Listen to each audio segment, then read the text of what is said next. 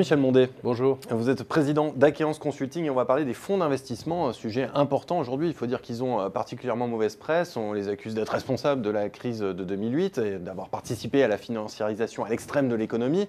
Et puis aujourd'hui, il y a ce contexte de taux bas qui les oblige à prendre toujours plus de risques pour aller chercher du rendement, si bien qu'on a peur qu'une catastrophe se produise à nouveau. Alors, vous qui connaissez bien les fonds d'investissement, est-ce que cette mauvaise image est justifiée ? Oui, partiellement. On a des tas d'exemples en tête sur le comportement de certains fonds d'investissement qui effectivement ont des préoccupations strictement financières. Mais le sujet, il n'est pas que là. Regardez quand même en France, là. Il y a une vraie une émergence très très forte de toutes ces startups, une vraie préoccupation d'entrepreneuriat chez les plus jeunes. Il y a donc évidemment besoin de financement. Une fois que ces pépites sont devenues à l'âge préadulte, finalement il y a besoin de les refinancer, de les céder, etc. Si vous voulez, vous avez tous les plans de redressement qui sont en fait des entreprises en difficulté qu'il faut aider et sur lesquels il faut évidemment apporter un certain nombre de quantités de financement pour remettre la boîte sur les bons rails. Eh bien, très souvent, la plupart du temps, c'est quand même des fonds d'investissement. Au demeurant, vous avez BPI en France qui est lui-même public, mais qui est un fonds d'investissement.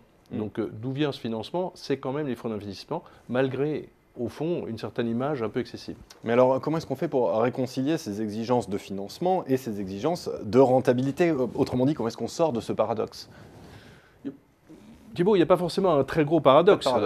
Il y a évidemment des cas que j'ai en tête, il y a des cas qui ne sont pas très beaux. Vous savez, vouloir du 30% de TRI, c'est beaucoup. Soit on a de la chance, soit c'est excessif. Et si on veut vraiment 30% de TRI, ça ne se fera pas sans casse sociale et ça ne se fera évidemment pas sans une rentabilité qui est excessive dans l'instant et qui sera forcément au détriment de demain. Mais alors, si vous le permettez, pour pousser le raisonnement jusqu'au bout, les fonds, ils ne sont pas là pour faire du social. Ils vont vous dire, mais oui, mais moi, il faut quand même que j'aille chercher de la rentabilité. C'est ce qu'on me demande. Oui, c'est vrai. Mais si vous voulez, si le but d'un fonds, c'est de faire un leaseback sur une usine, récupérer l'argent, ne plus investir un centime dans l'affaire, évidemment, ce ne sera pas très noble à la sortie. Mais on aura fait un beau TRI. En revanche, il y a des tas de sujets, regardez, qui sont autour de nous, qui sont l'agriculture mieux maîtrisée, qui sont le durable, qui sont le développement des nouveaux médicaments ou au-delà des médicaments, de tout ce qui va être dans les paramédicaments, les alicaments, etc. Vous avez des tas de sujets, ou dans les INTIC plus traditionnellement, des tas de sujets qui nécessitent de mettre de l'argent pour avoir très raisonnablement une rentabilité prévue à moyen et long terme. Regardez les courbes de taux, elles sont naturellement en général plus élevés, les taux sont plus élevés à long terme qu'à court terme. Il faut revenir dans une économie de conscience de base où on se dit à court terme c'est forcément moins rentable qu'à long terme. Et on a en ce moment dans le marché économique et des investissements sur les startups, sur les fonds, on a cette situation où ce sera nécessairement plus rentable à long terme qu'à court terme. C'est au fond avoir cette conscience de la rentabilité, c'est fonction du temps, c'est pas tout de suite. Est-ce qu'il faut en déduire que les règles du jeu ne sont pas assez claires et qu'il y a un manquement du côté des pouvoirs publics ? Oh, vous savez, les pouvoirs publics participent déjà à travers la BPI, c'est une bonne idée, c'est un bon exemple.